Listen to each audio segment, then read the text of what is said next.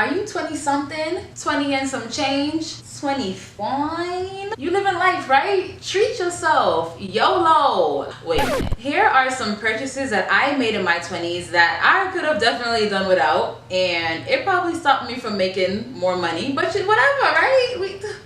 I'm young. Let's challenge that thought process and get into why these purchases were a bad idea. Keep it locked. It's Crystal with the Cash Compass. So the very first thing I regret purchasing was a brand new car. At the time I was 20 years old. I did not have a car. I never had a car. I was a foot soldier, so I really wanted a new car. And that's exactly what I did. I got a 2012 Toyota Corolla that I still drive now, by the way. If your car is older than mine, let me know and subscribe. Let's be friends. Old car friends. At the time, I was working at a credit union and I was making about $10 or $11 an hour, which ends up being around $20,000 a year. The car cost $23,000.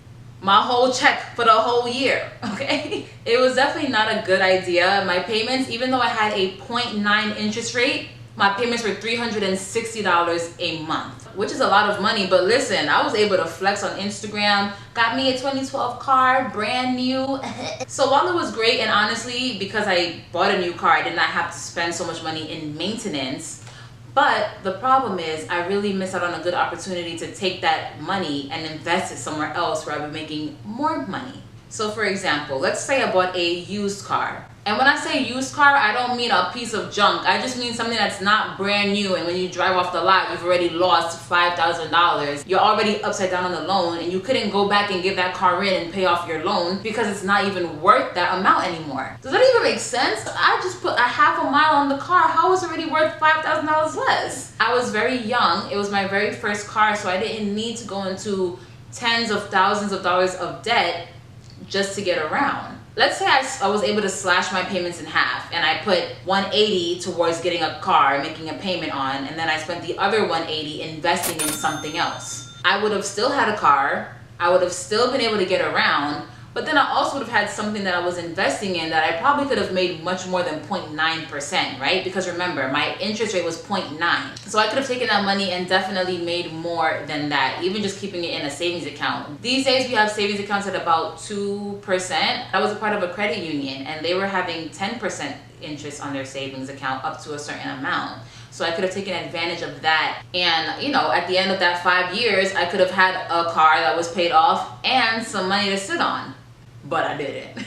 Investing is much more important than just buying something. A car is a depreciating asset. So while at the end of the loan, I would have an asset, it's depreciating. Year over year, it's worth less and less. So it's really not a good investment to make. Investments make you money. It adds to your net worth. It won't reduce your net worth over time. So that was dumb, and I'm okay with that. The next one is excessive vacationing.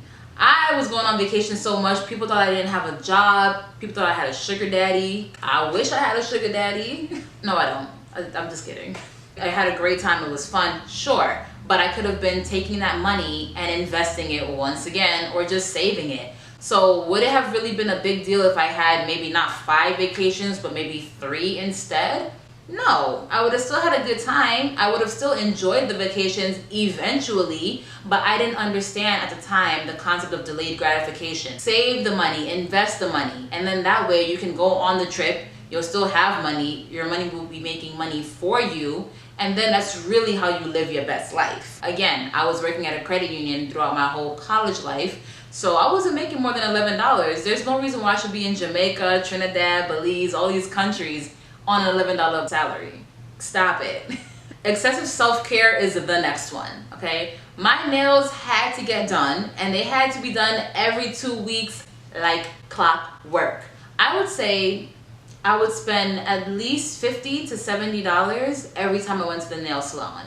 That's a lot of money, and honestly, I felt like I couldn't go without getting my nails done, without getting other things taken care of. But what I realized was I can do it myself and then save the excessive pampering for when I'm going on a vacation or for a really nice event that I want to get pampered for. But getting pampered every 2 weeks is very, very, very expensive, and there's other ways to take care of yourself that won't break the bank. Now, you see these nails, they're not done. But I'm totally fine with that now. I've reached a point where I get more satisfaction for putting that money in my savings and then really treating myself to a nice nail day and spa day every so often. And my bank account thanks me. All right. Another one that sounds like a good thing, but it actually is not, is buying cheap clothing. So, all right, I can admit it. Those Fashion Nova ads, they got to me. It was cheap, it was cute, it was on trend. I was looking fly for the low. Of course, why not? Because them clothes are worthless, that's why. And I'm not slandering, you know, Fashion Nova, but just in general, those cheap clothing brands, you buy the clothes, they look good for maybe the first or second wear, but once you wash it, that it gets tattered in the laundry, okay? You can't wash it, you can't dry it, you can't look at it, you can't touch it. I mean, it's worthless. A lot of times too, when I got the clothes, it wasn't as nice as I thought it was, and then it was in that price range where it was too cheap to go through the effort of returning it, but then I just didn't even want to wear it because I didn't want to look, you know, like a cheap person. Let's be honest. What ended up happening with my cheaper fast fashion type clothes is I had to get new wardrobe very, very frequently because the clothes just became to a point where it's like, okay, I'm literally wearing paper. It seems cheap, but when you add that stuff up over time, you're spending a whole bunch of money that you ain't got. So what's more important is really investing in some quality jeans, some quality shirts, some quality classic pieces that will last you very long. They wash well, they dry well, and you can wear it over a long term. All right, that does it for this video. If you like what you heard, then subscribe. I'm gonna keep more coming. It's free. I don't know, but I heard that if you like and you subscribe, you're not gonna make these same mistakes. That's what I heard.